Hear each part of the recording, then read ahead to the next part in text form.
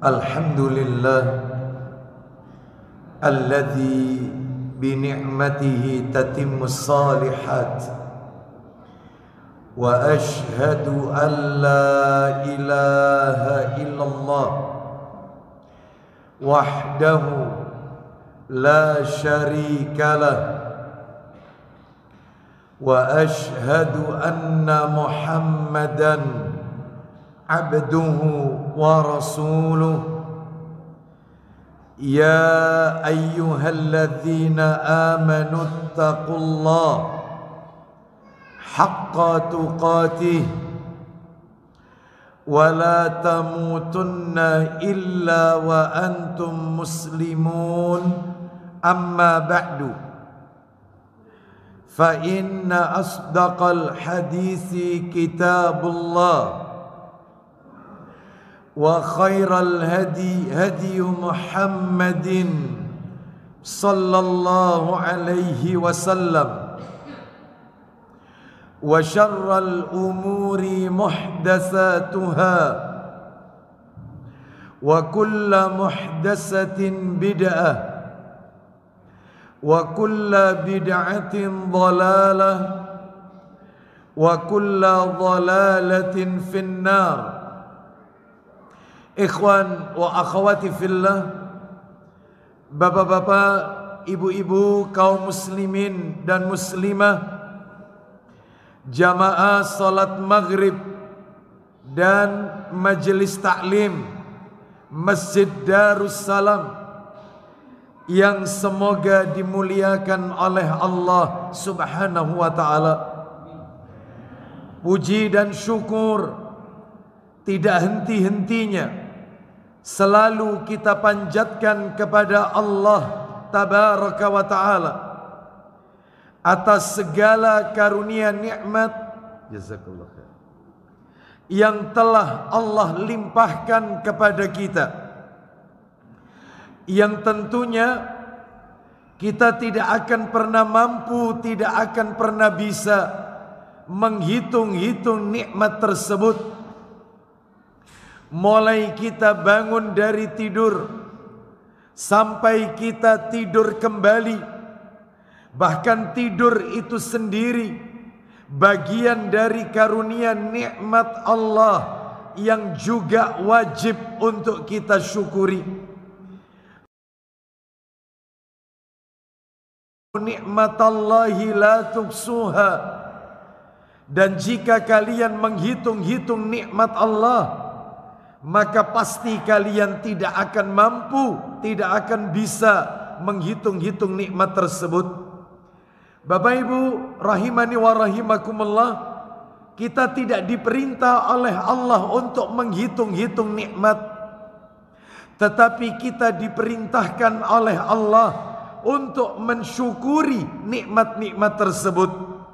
Allah berfirman, fadhkuruni adzkurkum washkuruli wala takfurun. Allah berfirman, maka ingatlah kalian kepadaku, niscaya aku akan ingat kepada kalian, dan bersyukurlah kalian kepadaku, dan janganlah kalian ingkar kufur kepadaku. Berarti dalil ini menunjukkan kepada kita wajib bagi kita mensyukuri nikmat-nikmat yang telah Allah karuniakan kepada kita. Salah satunya yang kita rasakan malam hari ini, diberikannya kita oleh Allah kemudahan, kesempatan untuk mengoptimalkan ibadah kepada Allah Subhanahu wa ta'ala. Diawali dengan salat maghrib berjamaah, dilanjutkan dengan talabul ilmi, dan berakhir dengan melaksanakan salat isya yang kita kerjakan secara berjamaah pula. Semoga rangkaian amal ibadah yang kita lakukan malam hari ini semuanya diterima dan diridhai oleh Allah Subhanahu wa ta'ala. Bapak Ibu kaum muslimin dan muslimah rahimani wa rahimakumullah, malam hari ini Selasa pekan keempat di Masjid Darussalam. Seperti biasa, materinya merujuk kepada buku yang ditulis oleh Ustadz kita bersama, Ustadz Yazid bin Abdul Qadir Jawas, hafizahullah ta'ala. Buku beliau yang kita bahas rutin di Masjid Darussalam ini adalah Syarah Rukun Islam. Syarah itu penjelas, rukun itu pokok-pokok, Islam itu adalah agama yang diyakini, agama yang dibawa oleh Rasulullah sallallahu alaihi wasallam, dan kita pun meyakini satu-satunya agama yang benar di sisi Allah azza wa jalla. Innad dina indallahil Islam. Sesungguhnya hanya Islam, agama yang diridhoi di sisi Allah azza wa jalla. Bapak Ibu sekalian, terakhir pertemuan kita menurut catatan saya di bulan Mei, Bapak Ibu. Di bulan Mei, di Selasa keempat, kita telah menuntaskan tentang keutamaan, makna, rukun dan syarat kalimat La ilaha illallah. Itu sudah kita tuntaskan. Jadi kita masih berada rukun Islam yang pertama, Bapak Ibu sekalian. Bapak Ibu sekalian, rahimani wa rahimakumullah. Rukun Islam yang pertama adalah 2 kalimat syahadat, dan kita masih berada pada syahadat yang pertama. Asyhadu alla ilaha illallah, dan aku bersaksi tidak ada ilah sesembahan yang berhak untuk diibadai dengan benar kecuali Allah. Kita masih berada di situ. Kita belum membahas wa asyhadu anna Muhammadar Rasulullah, tentang syahadat persaksian kita tentang kerasulan Nabi Muhammad sallallahu alaihi wasallam. Kita belum menyentuh itu, Bapak Ibu sekalian. Kita masih berada pada asyhadu alla ilaha illallah. Baik, pada bulan Mei kita telah menuntaskan rukun dan syarat kalimat la ilaha illallah. Jadi kalimat itu ada rukunnya, ada syaratnya. Baik, itu sudah tuntas ya. Sekarang kita akan memasuki bab baru. Masih tetap di syahadat yang pertama, belum berpindah ke syahadat yang kedua, belum. Masih asyhadu alla ilaha illallah. Baik, apa itu bab yang kita bahas malam hari ini? Kita akan membahas mengenal rububiyah, uluhiyah, dan asma wa sifat. Mengenal tauhid rububiyah, tauhid uluhiyah, tauhid asma wa sifat. Baik, Bapak Ibu sekalian, rahimani wa rahimakumullah. Agar materi kita tertata dengan baik, tidak melebar kemana-mana, maka materinya saya bagi menjadi 4 bagian, 4 poin. Ya kalau waktunya cukup, Bapak Ibu. Kalau waktunya tidak cukup, ya kita lanjutkan pada pertemuan-pertemuan yang akan datang. 4 hal terkait tauhid rububiyah, tauhid uluhiyah, dan tauhid asma wa sifat. Yang pertama, Bapak Ibu, yang akan kita bahas adalah makna definisi tauhid. Apa sih tauhid itu artinya? Apa yang dimaksud dengan tauhid? Itu nomor 1 dulu. Nanti saya sampaikan. Yang kedua, kita tingkatkan pembicaraan kita, pembagian tauhid dalam Al-Quran. Memangnya tauhid itu dibagi-bagi? Iya. Kenapa kok mesti dibagi? Nanti saya sampaikan. Ya, bukankah ini nanti mirip kayak Trinitas, Tuhan Bapa, Tuhan Anak, dan seterusnya? Kenapa tauhid kan cuma 1? Kenapa harus dibagi-bagi? Nanti kita jelaskan. Itu pada nomor 2, pembagian tauhid dalam Al-Quran. Ya, baik.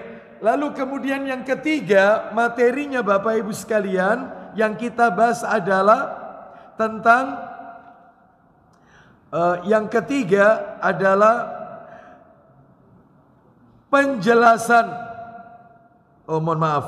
Ya. Yang nomor 3 adalah keutamaan yang didapatkan oleh seorang hamba jika dia mentauhidkan Allah. Apa yang akan Allah berikan kepada seorang hamba jika hamba tersebut mentauhidkan Allah, ya rububiyahnya, ya uluhiyahnya, ya asma wa sifatnya. Nah ini apa keutamaannya? Nah itu nomor 3. Dan yang terakhir adalah soal jawab. Soal jawab, ada soal, ada jawaban, ada pertanyaan, ada jawaban seputar tauhid, rububiyah, uluhiyah, asma wa sifat. Lah itu nanti nomor 4 Bapak Ibu. Jadi nanti soal jawabnya itu modelnya saya akan berikan ayat Quran kepada panjenengan. Kalau cukup tapi waktunya ya. Nanti saya akan berikan suratnya apa, ayatnya nomor berapa, bunyinya bagaimana. Silakan panjenengan jawab. Di dalam ayat itu mengandung tauhid apa saja. Nah yaitu setelah kita paham apa itu rububiyah, apa itu uluhiyah, apa itu asma wa sifat. Baik, bisa dipahami ini kira-kira? Baik, kita awali dulu yang pertama Bapak Ibu, supaya enak belajarnya. Yang pertama, masih ingat yang pertama yang mau saya sampaikan tadi apa? Makna definisi tauhid. Apa sih tauhid itu? Pak, Bu, mohon maaf. Secara bahasa etimologi, tauhid itu merupakan kata benda dari kata kerja wahada. Dari kata wahada. Jadi maksudnya adalah sesuatu yang satu. Sesuatu yang menjadi satu. Satu. Itu namanya tauhid. Itu definisi bahasa. Tetapi kalau definisi secara istilah, terminologi, tauhid itu berarti mengesahkan Allah. Ya, saya ulang, mengesahkan Allah dalam sesuatu yang merupakan kekhususan Allah. Hanya membahas mengesahkan Allah yang menjadi sesuatu kekhususan Allah. Entah itu rububiyah, entah uluhiyah, entah asma wa sifat. Yaitu namanya tauhid. Ada orang yang bertanya kepada saya, Ustadz, apa bedanya tauhid dengan akidah? Kok saya pernah dengar ada akidah, ada tauhid. Itu sama apa beda? Bapak Ibu sekalian, rahimani wa rahimakumullah, beda Bapak Ibu. Lo bedanya di mana? Jadi kalau kita berbicara tentang akidah, jadi makanya kalau ada pelajaran akidah, Bapak-bapak, ibu-ibu, taklimnya besok adalah taklim akidah. Tentang materinya materi akidah. Jadi kalau disebut akidah, maka akidah itu lebih umum dan lebih luas ketimbang tauhid. Kenapa? Karena dalam bahasan akidah di dalamnya ada rukun iman, ya. Di dalamnya juga membicarakan tentang rukun iman itu ya tentang Allah, malaikat, tentang kitab-kitabnya Allah yang Allah turunkan, rasul-rasul utusan-utusannya Allah, tentang hari kiamat, tentang takdir. Oh itu akidah itu. Sedangkan hari kiamat itu di dalamnya banyak. Iman kepada hari kiamat, tentang surga, bahas tentang neraka, bahas tentang telaga Al-Kautsar, membahas tentang sirat, jembatan yang melintang di atas neraka, yang menghubungkan ke surga, yang lebih halus daripada rambut, lebih tajam daripada mata pedang, membahas tentang mizan, neraca, timbangan nanti di akhirat, bahas bidadari, bahas tentang banyak, yaitu akidah semua itu. Itu semua akidah. Jadi akidah itu lebih luas ketimbang tauhid.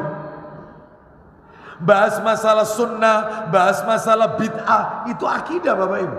Pembicaraan akidah itu, ya. Termasuk tentang syafaat, ya. Itu bahasan akidah itu. Lah kalau tauhid beda. Kalau tauhid itu khusus tok-tok, hanya membahas yang menjadi kekhususan Allah. Ya cuma 3 ini, rububiyah, uluhiyah, asma wa sifat. Apa ini? Nanti kita bahas. Yang penting panjenengan tahu dulu bedanya akidah dengan tauhid. Jadi tauhid itu ya cuman bahas 3 ini tok. Jadi tidak bahas surga, tidak bahas tentang neraka, enggak bahas tentang kiamat, enggak. Hanya 3 yang menjadi haknya Allah. Ini haknya Allah ini 3-tiganya. Rububiyah, uluhiyah, asma wa sifat. Sedangkan kalau akidah, Masya Allah, ya, termasuk membahas aliran-aliran menyimpang dalam Islam, itu akidah, Bapak Ibu. Ya, pembahasan tentang manhaj itu bagian daripada akidah. Oleh karena itu, maka ya akidah lebih luas daripada tauhid. Baik Bapak Ibu sekalian, rahimani wa rahimakumullah. Jadi belajar tauhid ini penting. Kenapa kok penting? Ya, maka saya pernah menjelaskan, kalau nggak salah di Masjid Darussalam ini pernah tak singgung waktu itu, kalau nggak salah. Kenapa kok ngajinya terus tauhid? Ya, dikit-dikit tauhid. Kenapa yang dibahas kok tauhid melulu? Ya, kenapa kok nggak bahas yang lain? Ternyata Bapak Ibu sekalian, rahimani wa rahimakumullah, ternyata setidaknya ada 4 jawaban untuk menjawab pertanyaan ini. Kenapa kok ngajinya tauhid terus? Dikit-dikit tauhid. Apa ndak ada materi yang lain? Kan masih banyak tafsir Quran, fikih, kan masih banyak masalah akhlak. Banyak. Kenapa harus tauhid? Jawabannya 4. Kalau ada panjenengan ditanya oleh orang, ngaji kok tauhid terus? Iya. Kan masih ada kajian yang lain. Masa tiap ngaji tauhid, masjid ini ngaji tauhid, masjid ngaji di sini tauhid, ngaji di Masjid Darussalam tauhid, di Masjid Al Ihsan, Kepuh, Permai tauhid lagi, bahas di masjid lain tauhid lagi. Apa tidak ada materi lain? Kita jawab 4 pertanyaan, 4 jawaban. Minimal itu 4. Kita jawab dengan 4 jawaban. Jawaban yang pertama untuk menjawab mereka yang bertanya ini, yang pertama adalah ternyata Bapak Ibu sekalian, rahimani wa rahimakumullah, ya, Nabi sallallahu alaihi wasallam sebelum beliau wafat, 5 hari sebelum beliau wafat, ya, detik-detik terakhir ini, ternyata Nabi memberikan wasiat kepada siapa? Kepada para sahabat-sahabatnya. Bapak Ibu tahu isi wasiatnya Nabi 5 hari sebelum wafat. Ini disebutkan dalam riwayat Bukhari, Bapak Ibu. Dalam Sahih Bukhari, nomornya 435, dari Aisyah radhiyallahu anhuma dan Ibnu Abbas radhiyallahu anhuma. Mereka berdua berkata bahwasanya ketika Rasulullah SAW kesehatannya mulai menurun, saat-saat akhir hidupnya, 5 hari sebelum meninggal, beliau berwasiat. Yuk kita dengarkan wasiatnya Nabi di hadapan Abu Bakar, Umar, Utsman, Ali radhiyallahu anhum ajmain, sahabat-sahabat senior ini, ya, top ini, ya, semua sahabat. Apa wasiatnya Nabi? Laknatullahi alal yahudi wan nasara ittakhadhu qubura anbiya'ihim masajid. Artinya apa? Nabi berwasiat, laknat Allah atas orang-orang Yahudi dan orang-orang Nasrani yang telah menjadikan kuburan para nabi-nabi mereka sebagai masjid. Lalu Nabi melanjutkan, kata Aisyah radhiyallahu anha, yuhadziru masana'u. Nabi memperingatkan umatnya, Nabi mewasiatkan kepada kita saat itu agar kita tidak meniru kayak Yahudi, kayak Nasrani. Apa itu? Masjid-masjidnya mesti ada kuburannya. Itu. Setiap ada orang soleh meninggal, dikubur di masjid, halaman masjid. Entah itu teras masjid, entah menghadap ke mihrab atau kiblat, entah samping kanan kiri masjid. Mesti ada kuburan. Ini Nabi sudah ingatkan ini. 5 hari sebelum Nabi wafat. Bapak Ibu tahu. Terus apa jawabannya Ustadz? Kaitannya sama orang yang tanya kenapa kok tauhid terus. Pak, Bu, mohon maaf. Perhatikan. Nabi berwasiat di hadapan para sahabat-sahabat, pemuka-pemuka tauhid, pejuang-pejuang tauhid, puluhan tahun hidup bersama Nabi. Ternyata wasiat terakhirnya Nabi tauhid. Di depan pemuka pejuang tauhid, Abu Bakar, Umar. Loh, ini orang-orang yang hidup di zaman Nabi loh. Mereka ini hidup ayat Quran turun, Jibril turun. Mereka hidupnya itu. Ternyata wasiat terakhirnya Nabi kepada mereka tetap tauhid.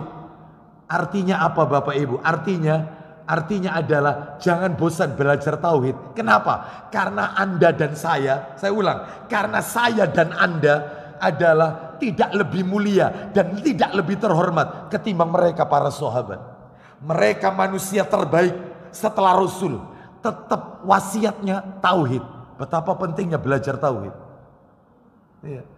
Kita, saya dan panjenengan tidak lebih hebat ketimbang para sahabat. Tidak lebih mulia ketimbang mereka. Mereka hidup saat Jibril turun. Wahyu turun. Ayat demi ayat turun. Mereka hidup. Masya Allah. Ternyata wasiatnya tentang tauhid. Begitu pula Bapak Ibu sekalian yang diajarkan oleh nabi-nabi sebelum Nabi Muhammad sallallahu alaihi wasallam. Baik, ini jawaban pertama ya. Jangan bosan belajar tauhid. Wong Nabi saja wasiat terakhir tetap tauhid kok. Ini satu jawabannya. Jawaban kedua, ini untuk menjawab orang yang suka mengatakan ngaji kok tauhid terus. Iya. Bu, ngaji Quran, ngaji hadis, ya, ngaji fikih katanya, fakih gitu ya. Itu ya bukan fikih, fakih. Nah, itu ya. Itu masih banyak taklim lain. Ya, kita jawab nomor satu tadi. Yang nomor dua, ternyata Bapak Ibu sekalian, nomor dua ini para rasul utusan Allah Azza wa Jalla yang merupakan imam-imam orang yang memegang panji-panji tauhid, ya, mereka khawatir terjatuh kepada kesirikan. Contoh Nabi Ibrahim. Sebab lawannya tauhid itu syirik Bapak Ibu. Tauhid itu lawannya syirik. Kalau sunnah lawannya itu bid'ah. Nah itu ya. Baik, ternyata kita dengarkan doanya Nabi Ibrahim. Nabi Ibrahim ini dijuluki dalam Al-Quran Al-Khalil Abu Tauhid. Al-Khalil kekasih Allah. Abu Tauhid, bapaknya Tauhid. Tuh, lihat doanya Nabi Ibrahim. Allah sebutkan dalam Al-Quran suratnya surat Ibrahim. Surat nomor 14 kita dengarkan. Ayatnya ayat yang ke-35. Allah Ta'ala berfirman. Ibrahim ayat 35.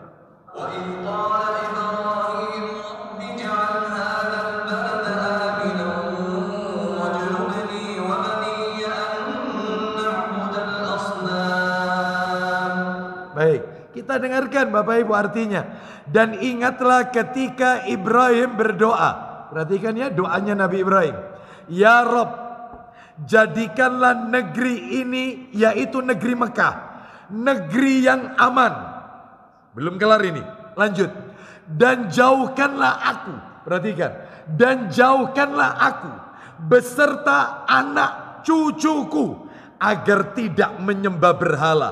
Nabi Ibrahim, sekelas Nabi Ibrahim, masih takut dengan syirik. Agar jangan sampai Nabi Ibrahim, dia dan anaknya dan cucunya. Memangnya siapa anaknya Nabi Ibrahim? Ismail dan Ishak. Memang siapa cucunya Nabi Ibrahim? Yakub alaihissalam. Memang siapa cicitnya Nabi Ibrahim? Yusuf alaihissalam. Itu turun-temurun didoakan oleh Nabi Ibrahim. Ya Allah, jangan jadikan aku, anak-anakku Ismail, Ishak, cucuku Yakub, cicitku Yusuf turun ke bawah sampai ketemu Isa alaihissalam. Terakhir Isa. Jadi Isa ke atas itu katanya Ishak. Nabi Ibrahim punya dua anak, Ismail dari ibu Hajar, Ishak dari ibu Sarah. Yang dari Ishak turun ke bawah banyak yang jadi rasul ini. Yaitu diantaranya Yakub, terus kemudian Yusuf, ada Yahya, Zakaria, banyak. Terus kemudian terakhir Musa, Isa. Terakhir Isa itu turun ke atas. Sedangkan yang dari jalur sini ketemu Nabi Muhammad SAW. Jadi Nabi Muhammad itu tidak dari sini. Jadi nasabnya Nabi Muhammad SAW kalau ditarik lurus garis ke atas itu ketemunya Ismail alaihi wassalam. Nah, ini menunjukkan kepada kita Nabi Ibrahim mendoakan anak cucunya semua agar jangan sampai menyembah berhala. Masya Allah. Nabi loh ini, panji tauhid, masih takut sama syirik. Anda Nabi? Saya Nabi? Bukan. Lah kok terus komplain tauhid terus, tauhid terus. Ayo, wong Nabi aja masih butuh tauhid, syirik. Apalagi kita ya bukan Nabi. Tolong Bapak Ibu sering-sering baca doa ini. Bagus doa ini. Mudah-mudahan di antara panjenengan ada yang hafal. Iya. Dan kalau bisa tolong dihafalkan. Jadi disebutkan di dalam hadis yang diriwayatkan oleh Imam Ahmad dan At-Tabrani dalam Sahih Targhib wa Tarhib nomor 36. Doanya Nabi kita itu begini. Doanya Nabi Muhammad sallallahu alaihi wasallam. Begini doanya. Allahumma inna na'udzubika min an nusyrika bika syai'an na'lamu wa nastaghfiruka lima la na'lamu. Artinya, saya baca satu-satu dulu. Allahumma inna na'udzubika min an nusyrika bika syai'an na'lamu. Ya Allah, sesungguhnya aku berlindung kepadamu dari dosa syirik yang aku tahu. Wa nastaghfiruka lima la na'lamu, dan aku minta ampun kepadamu ya Allah dari dosa syirik yang aku tidak tahu. Aku berlindung kepadamu ya Allah dari syirik yang aku tahu, dan aku minta ampun kepadamu ya Allah dari dosa. Ini doanya Rasul, ini doanya Nabi sallallahu alaihi wasallam. Oleh karena itu Bapak Ibu sekalian, ini menunjukkan kepada kita manusia terbaik di muka bumi ini, manusia terbaik sejagat alam raya masih berlindung kepada Allah dari kesyirikan. Lawang kita ini loh bukan Nabi, bukan Rasul. Ya, ya penting belajar tauhid berarti. Ya, baik nomor 3, nomor 3. Jawabannya untuk nomor 3. Jawaban nomor 3. Jawaban nomor 3. Bagi orang yang suka mengatakan ngaji kok tauhid terus. Ya, seperti itu. Kita jawab nomor 3. Ternyata masyarakat yang ahli tauhid bisa berubah menjadi ahli syirik. Saya ulang. Masyarakat yang ahli tauhid, ahli tauhid bisa berubah menjadi ahli syirik apabila tidak ada dai, ustadz, asatidah yang mengingatkan masyarakat itu. Jadi kalau sudah tidak ada ustadz, tidak ada dai, tidak ada mubaligh, tidak ada kiai yang suka mengajarkan tentang tauhid, maka yang awalnya masyarakat itu mentauhidkan Allah jadi pelaku syirik, semuanya berbuat syirik. Lu ada contohnya? Ada. Dari Nabi Adam alaihissalam, Nabi pertama, sampai Nabi Nuh alaihissalam, 1000 tahun itu. Adam ke Nuh 1000 tahun, 10 abad. 10 abad. Ya, 1 abad 100 tahun. 10 abad. Adam ke Nuh itu semuanya mentauhidkan Allah, enggak ada syirik. Adam ke Nuh enggak ada syirik. Syirik enggak ada. Adam ke Nuh enggak ada syirik. Begitu Nabi Adam wafat, maka masa kerasulan berikutnya jaraknya jauh. Maka mulai muncul kesyirikan. Awal syirik itu di zamannya setelah Nabi Nuh alaihissalam. Awal syirik setelah Nabi Nuh alaihissalam. Awal syirik. Sebelum Nabi Nuh gak ada syirik. Idris, Adam gak ada syirik. Semuanya mentauhidkan Allah. Syirik itu setelah Nabi Nuh alaihissalam. Loh kok bisa? Karena di zaman Nabi Nuh alaihissalam hidup 5 orang soleh, orang dermawan, orang baik, orang soleh ini, 5 orang ini yang suka memberikan hartanya kepada orang-orang fakir miskin, orang soleh, orang dermawan. Ketika 5 orang ini wafat, siapa 5 orang ini Ustadz? 5 orang ini disebut oleh Allah di dalam Al-Quran. Namanya 5 orang ini Wad, Suwa, Yahud, Ya'uq, Nasr. Wad, Suwa, Yahud, Ya'uq, Nasr. 5 orang soleh. Ketika wafat, maka mulailah kuburannya 5 orang ini mulai dijadikan tempat untuk ngalap berkah. Sampai singkat cerita ujung-ujungnya mereka membuatkan patung yang menyerupai wajah 5 orang ini. Lalu disembah Dalam rangka apa? Sebagai wujud terima kasih atas kebaikan mereka kepada masyarakat. Awalnya syirik di situ. Penyembahan berhala, ya di situ itu awalnya. Jadi ini menunjukkan kepada kita butuh dai, butuh ustadz yang terus bimbing umat tauhid, diingatkan umat.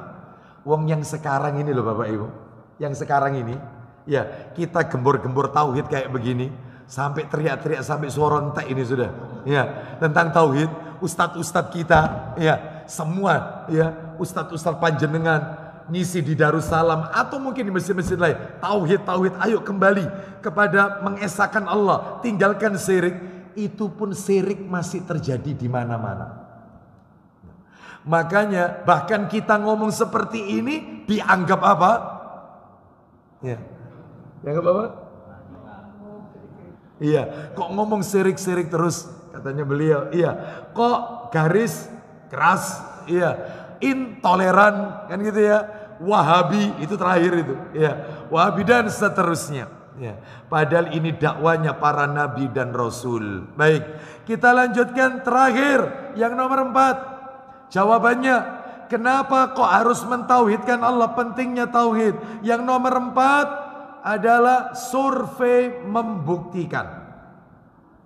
Apa itu? Survei membuktikan. Ternyata umat manusia masih butuh dakwah tauhid. Karena ternyata banyak kaum muslimin yang masih bergelimang dengan kesirikan. Mulai dari mengagung-agungkan benda keramat. Seperti kemarin, tanggal 1 Suro kemarin. Ya, 1 Suro, 1 Muharram. Mencuci keris dengan apa ini? Air apa? Oh, sudah kan?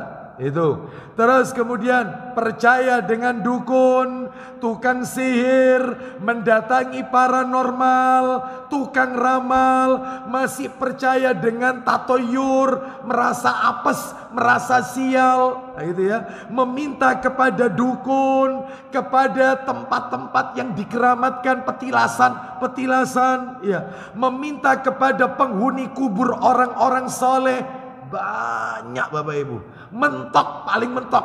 Saat dunia tidak ada ini, paling mentok. Dan itu adanya cuma di negeri plus 62. Apa itu? Ngalah berkah dengan kotoran kiai selamat.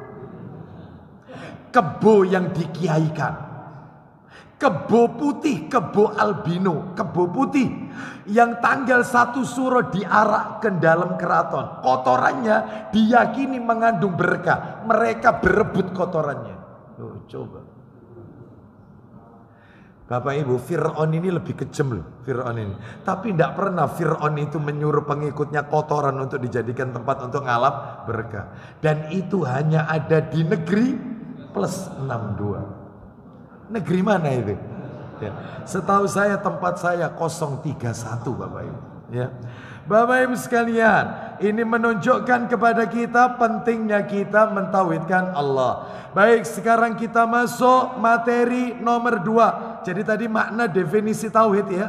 Yang nomor 2 adalah pembagian tauhid dalam Al-Quran. Pembagian tauhid. Pak, Bu, mohon maaf. Di dalam Al-Quran, tauhid itu yang paling populer dibagi 3. Nanti saya tunjukkan kenapa kok mesti dibagi-bagi. Akibatnya nanti banyak orang yang mencibir, yang ngerasani. Itu orang-orang salafi itu. Ya, tauhid dibagi 3. Apa bedanya sama Nasrani? Tuhan Bapa, Tuhan Anak, dan seterusnya. Itu ya. Tauhid itu ya satu. Tauhid kok dibagi 3. Nah ini ya. Baik. Nanti kita jelaskan Bapak Ibu sekalian. Yang penting kita urut dulu. Di dalam Al-Quran, yang paling populer tauhid itu dibagi menjadi 3 Bapak Ibu. Yaitu tauhid rububiyah namanya itu. Yang kedua tauhid uluhiyah. Yang ketiga tauhid asma was sifat. Mana dalilnya? Dalilnya 3 tauhid ini ada di 1 ayat.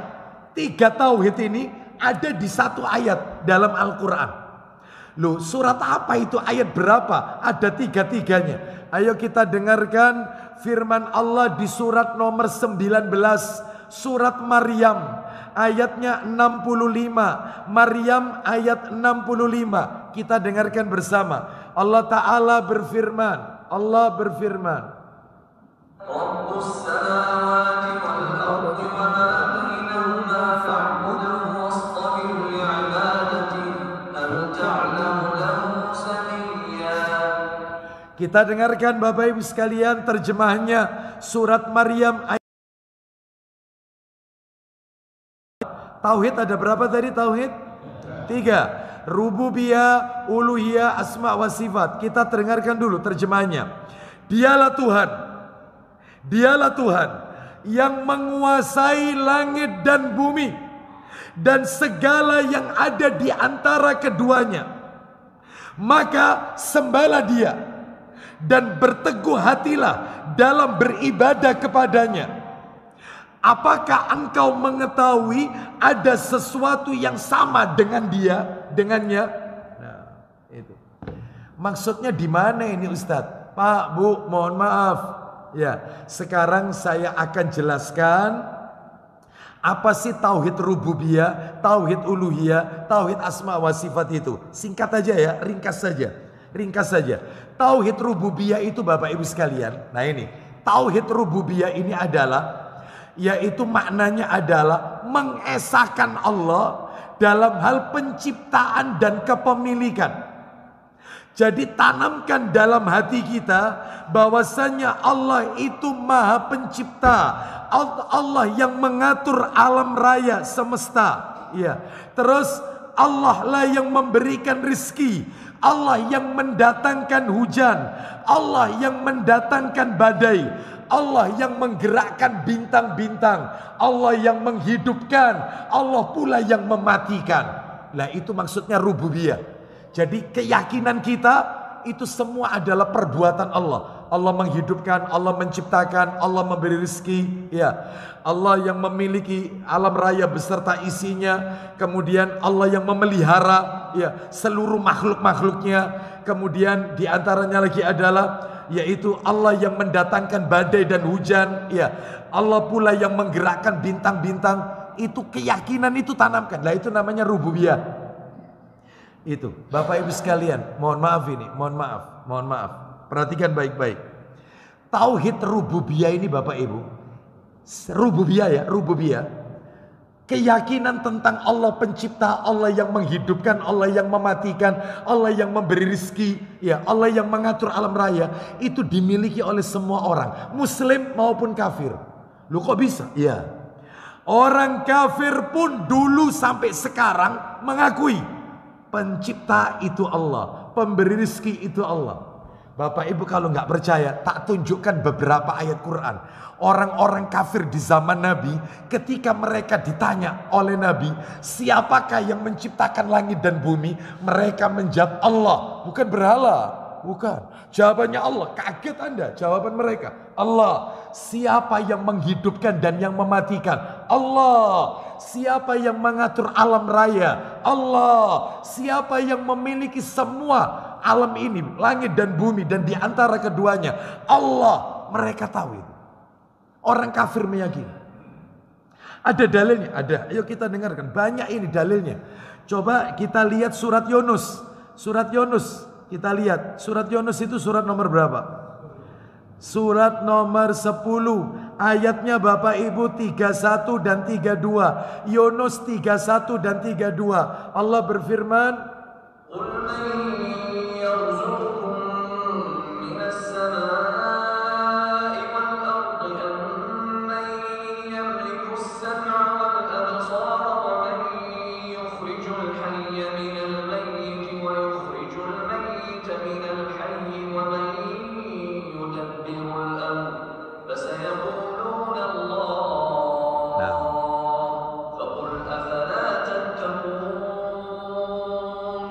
kita dengarkan terjemahannya ayat 31 dan 32. Katakan Muhammad kepada mereka, siapakah yang memberi rizki kepada kalian dari langit dan bumi? Siapakah yang berkuasa menciptakan pendengaran dan penglihatan? Siapa yang mengeluarkan yang hidup dari yang mati, mengeluarkan yang mati dari yang hidup? siapa yang mengatur segala urusan di dunia ini, maka mereka akan menjawab Allah. Kaget jawabannya. Bukan berhala, Allah. Maka katakan Muhammad kepada mereka, mengapa kalian tidak bertakwa kepada Allah? Jadi tolong ya, ini pentingnya belajar tauhid itu. Orang-orang kafir itu meyakini rububiyah, sebatas rububiyah tok. Meyakini sekedar Allah itu pencipta, pemberi rezeki dan seterusnya. Terus kita lihat lagi dalil yang lain. Coba kita buka surat nomor 23. Lah ini lebih lengkap ini. Surat 23 itu surat apa Bapak Ibu? Al-Mu'minun ayat 84 sampai 89. Allah berfirman, Al-Mu'minun 84 sampai 89.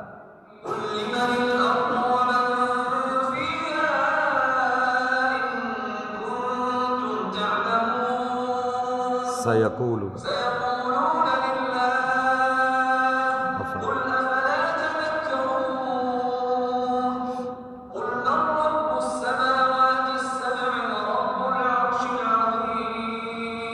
sayaqulu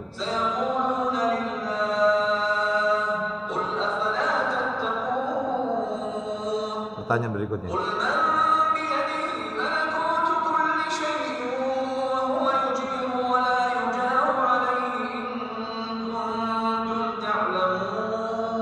Sayaqulu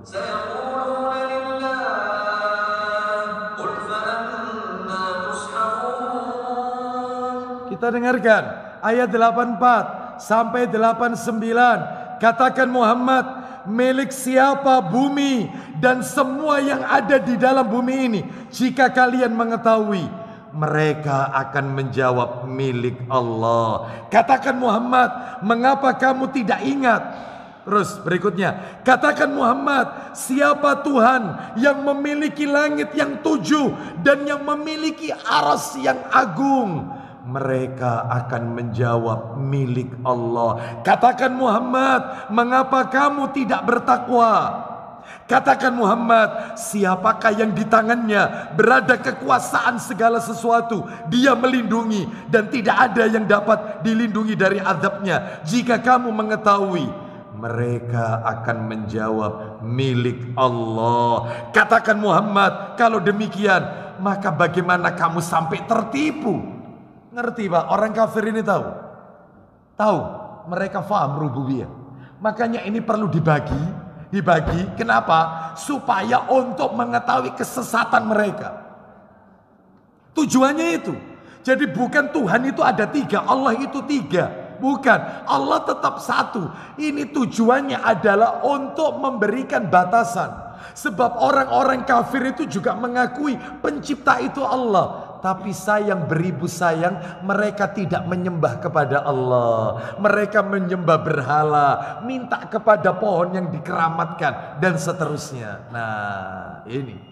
Jadi intinya Bapak Ibu sekalian, bahwasanya orang-orang kafir juga meyakini bahwasanya Allah pemberi rizki, Allah pencipta, Allah pemilik alam raya dan seterusnya. Allah yang menghidupkan, yang mematikan. Itu namanya tauhid apa itu? Rububiyah. Dan Bapak Ibu harus tahu, yang tidak mengimani rububiyah itu cuman orang ateis, komunis. Komunis ateis. Karena dia tidak percaya adanya Tuhan. Tuhan itu tidak ada. Itu komunis, itu ateis. Tetapi selain komunis, selain ateis, Yahudi, Nasrani, Konghucu, ya Buddha, Hindu, ya aliran. Anda tanya apa saja kepada mereka. Siapa yang menciptakan langit? Allah. Itu. Lihat, mereka tahu itu. Apakah mereka menyembah Allah? Tidak. Mereka benar rububiyahnya, tapi cacat uluhiyahnya. Makanya bodoh dibagi. Ini Bapak Ibu sekalian, untuk mengetahui kesesatan mereka. Seperti itu. Ya, baik Bapak Ibu sekalian, ya ini menunjukkan kepada kita bahwasannya Kalau ada yang bertanya, jika orang kafir jahiliyah sudah mengetahui Allah itu pencipta, Allah pemberi rizki, Allah pencipta langit dan bumi, Allah pengatur alam semesta, Allah yang menghidupkan dan mematikan, lalu apa yang diperjuangkan oleh Rasulullah dan para sahabat? Kenapa mereka Rasul dan para sahabat harus bercapek-capek, berletih-letih, berdarah-darah memerangi mereka? Apa? Lawang mereka sudah meyakini pencipta itu Allah. Apa? Kenapa kok bercapek-capek? Jawabannya, meskipun orang kafir punya keyakinan demikian, Allah pencipta, Allah pemberi rezeki, namun mereka tidak mentauhidkan Allah dari sisi uluhiyah. Mereka justru menetapkan berhala sebagai penolong. Bahkan mereka mengatakan bahwasanya berhala-berhala ini sebagai media, wasilah, tawasul, agar doanya disampaikan kepada Allah. Ya, ini siriknya itu di sini. Baik, kita dengarkan dulu kumandang adzan Isya, setelah itu kita lanjutkan sedikit saja. Baik, wassallallahu ala nabiyyina wa ala alihi washabihi wasallam.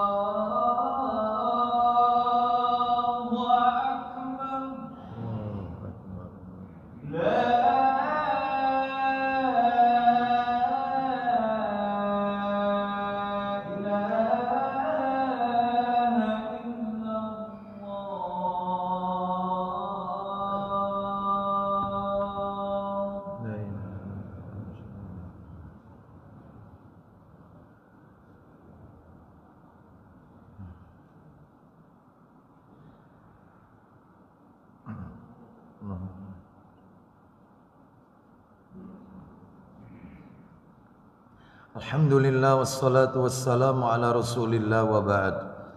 Kita lanjutkan sedikit Bapak Ibu sekalian. Jadi tauhid yang pertama yang baru saja kita pelajari adalah tauhid apa tadi? Rububiyah.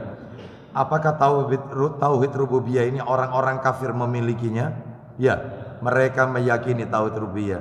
Hanya sebatas Allah pencipta, Allah pemberi rezeki. Apa ada dalil kalau Allah itu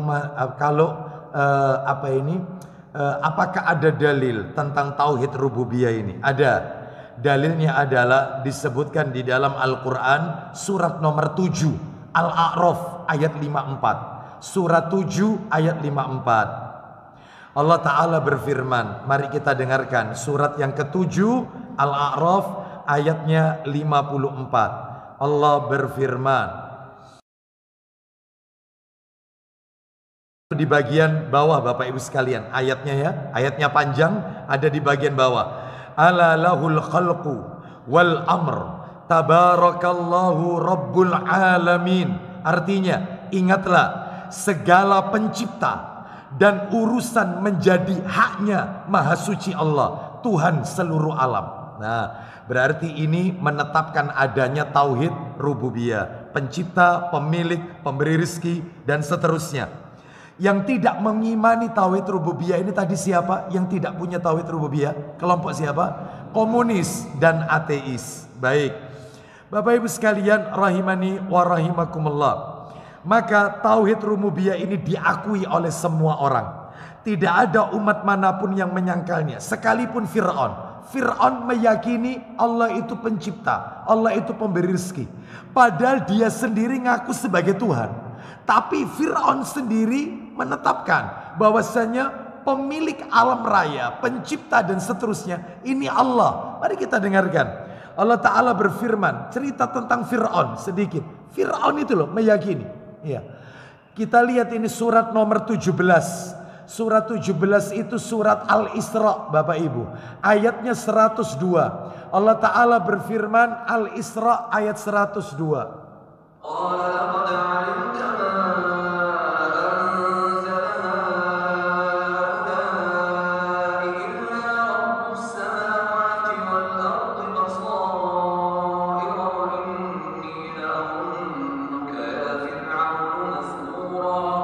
Baik, kita dengarkan ayat 102 surat Al-Isra.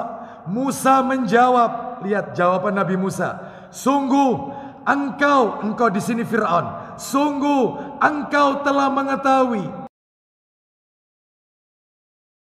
mukjizat itu kecuali Tuhan yang memelihara langit dan bumi sebagai bukti-bukti yang nyata. Dan sungguh aku benar-benar menduga engkau akan binasa wahai Fir'aun.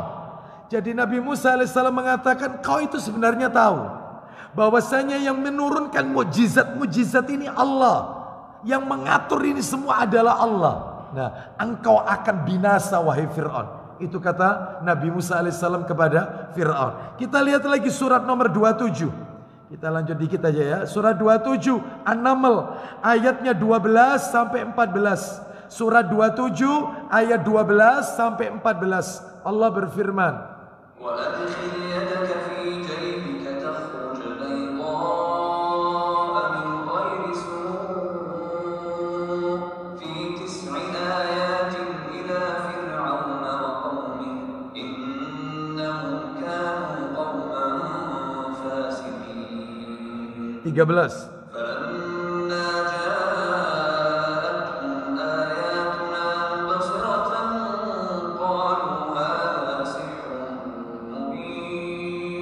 Terakhir.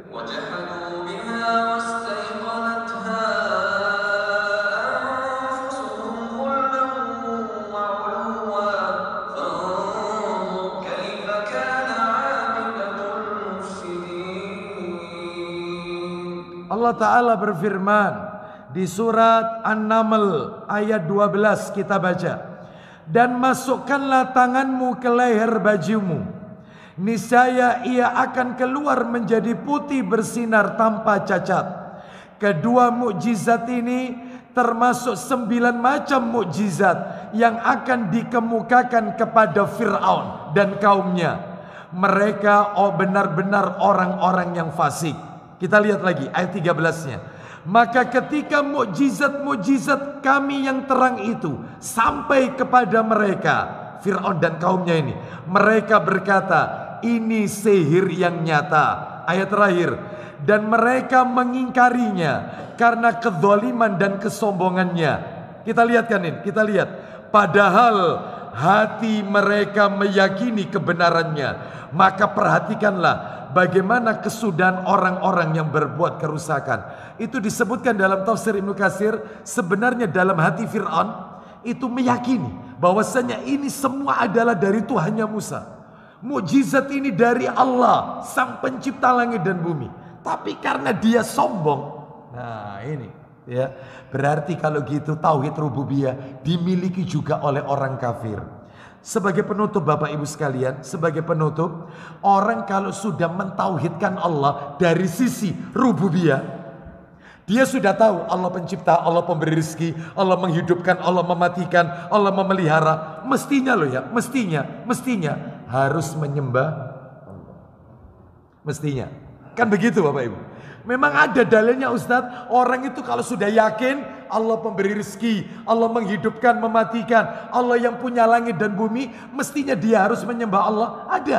Insya Allah panjenengan hafal ayatnya. Surat Al-Baqarah. Masih awal-awal. Ayat 21. Ayo kita dengarkan. Insya Allah Bapak Ibu sering mendengar ayat ini. Al-Baqarah 21 dan 22. 21 dan 22. Allah berfirman. Ya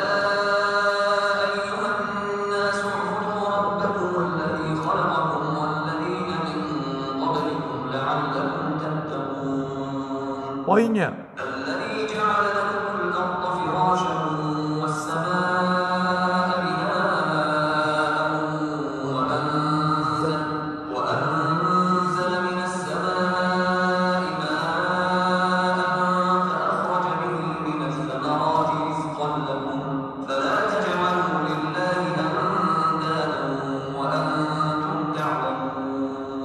loh jelas sekali kan, terutama ayat 22-nya. Kita baca dari ayat 21. Ayat 21-nya Al-Baqarah. Wahai manusia, sembahlah Tuhanmu yang telah menciptakan kamu, loh, dan orang-orang sebelum kamu agar kamu bertakwa. Ayatnya tidak mengatakan wahai orang-orang yang beriman. Tidak. Wahai manusia, manusia muslim, manusia kafir, manusia mukmin, manusia kafir. Apa kata ayat ini? Sembahlah Allah yang telah menciptakan kamu.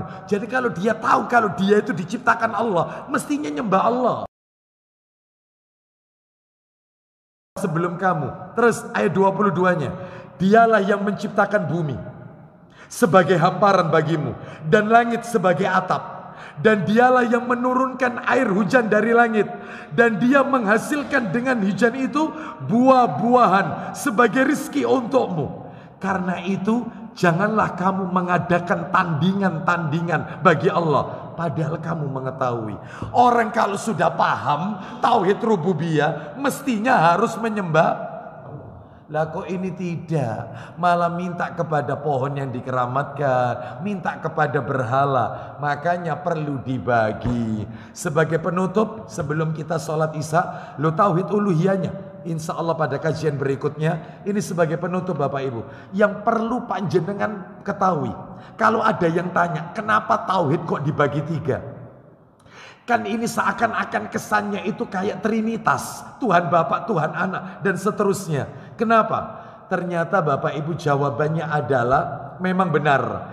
Tidak ada satupun dari Al-Quran dan hadis Nabi yang mengatakan tauhid itu ada 3. Tidak ada memang, tidak ada. Tetapi, ingat masih koma ini. Tetapi para ulama meneliti macam-macam tauhid di dalam Al-Quran. Ternyata para alim ulama meneliti macam tauhid itu ada 3. Rububiyah, uluhiyah, asma wa sifat. Dan inilah yang di dalam ilmu usul katanya. Ilmu usul fikih namanya dalil istiqra. Dalil istiqra. Apa itu istiqra? Dalil penelitian. Contoh, Apa ada? Saya tanya sama panjenengan. Panjenengan juga boleh tanya sama mereka yang mengatakan wong tauhid kok dibagi 3, kayak Kristen aja. Maka sampaikan, apa ada di dalam Al-Quran hukum itu ada 5? Ada hukum itu yang wajib, ada hukum sunnah, ada hukum mubah, ada hukum makruh, ada hukum haram. Saya mau tanya, di Quran ayat berapa itu? Hukum ada 5. Wajib, ada yang sunnah. Wajib kalau dikerjakan dapat pahala, ya. Kalau ditinggalkan dosa. Kalau sunnah dikerjakan dapat pahala, kalau ditinggalkan maka tidak berdosa. Terus ada lagi mubah, bawahnya lagi makruh, dibenci makruh. Terus yang terakhir haram. Saya minta dalilnya. Quran yang mengatakan itu. Hukum ada 5. Hadis Nabi. Hukum ada 5. Nggak ada. Ya ini yang namanya dalil istiqra, dalil penelitian. Jumatan bagi laki-laki hukumnya apa? Wajib. Kenapa? Karena diteliti. Oh begini Nabi bilang begini, berarti wajib. Karena kalau ditinggalkan dosa. Muncul hukum fardu ain, ada fardu kifayah. Itu dalil penelitian. Ayo tanya sama mereka. Ayo, kamu kan bilang sama saya tauhid kok kayak orang Kristen dibagi 3. Saya tanya sama kamu, Jumatan wajib enggak? Ya wajib. Mana dalilnya dalam Al-Quran? Kok bisa hukum itu dibagi 5? Ada wajib, ada sunnah, ada mubah, ada makruh, ada rokok. Itu hukumnya apa? Hah? Bagi ahli hisab makruh, ya ahli hisab, ya bagi yang tidak merokok haram katanya. Kenapa Anda masukkan ke situ? Ya, terus contoh lagi, salat sunnah qobliyah ba'diyah, hukumnya apa? Sunnah ada berapa? Ada muakkad, ada ghairu muakkad. Itu di mana itu penetapannya? Ya tidak ada. Itu penetapan ulama, selesai. Itu namanya dalil istiqra, dalil penelitian. Istiqra. Termasuk tauhid dibagi 3. Dan terakhir, kenapa harus dibagi-bagi? Ini yang paling penting. Kenapa kok mesti dibagi-bagi? Karena ada yang menyimpang. Jadi dia betul memang benar. Dia bertauhid dari satu sisi, tapi cacat dari tauhid sisi yang lain. Seperti orang kafir, rububiyahnya benar, uluhiyahnya cacat. Ya, makanya untuk apa? Untuk membuktikan kesesatan mereka. Sebenarnya Bapak Ibu, kalau mau jujur ya, jujur, dengan tauhid dibagi 3 ini, itulah yang membuat mereka marah. Terus gak usah dibagi-bagi bos, tauhid kayak wong Kristen aja.